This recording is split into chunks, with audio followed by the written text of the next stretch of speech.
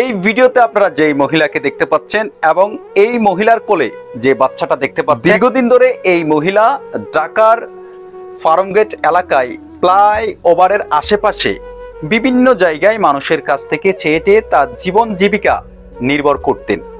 আজ থেকে 1.5 বছর আগে এই মহিলা রাস্তার আরেকটা ছেলেকে তিনি সম্পর্ক করে বিয়ে করেছেন।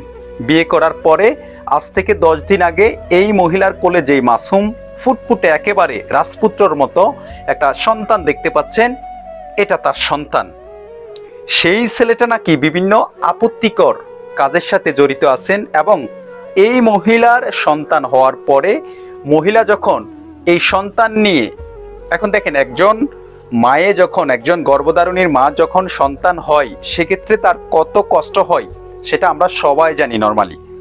তো এই মহিলাটা এখন নাকি মানুষের কাছে সেটে যখন যেই টাকাগুলো আনেন, ওই ছেলেটা, যেই ছেলেটাকে তিনি বিয়ে করেছেন সেই ছেলেটা এসে ওই মহিলার উপর নির্যাতন করে তার কাছ থেকে টাকা পয়সা নিয়ে যায়। বর্তমানে এই মহিলা চাচ্ছেন যে আমাদের দেশের অনেক বিত্তশালী আছে, কেউ যদি এই মহিলার এবং এই মহিলার বাচ্চাটার দায়িত্ব নিতেন, একটু ভরণ পোষণের, এই বাচ্চাটা লালন পালন করার জন্য, এই মহিলাটা হয়তো আপনাদের কাছে কৃতজ্ঞ থাকতো। এই মহিলা বর্তমানে তিনি ঢাকার ফার্মগেট ফ্লাইওভারের কাছে আছে। যারা হয়তো এই মহিলার দায়িত্ব নিতে পারবে আমাদের সাথে যোগাযোগ করলে হবে।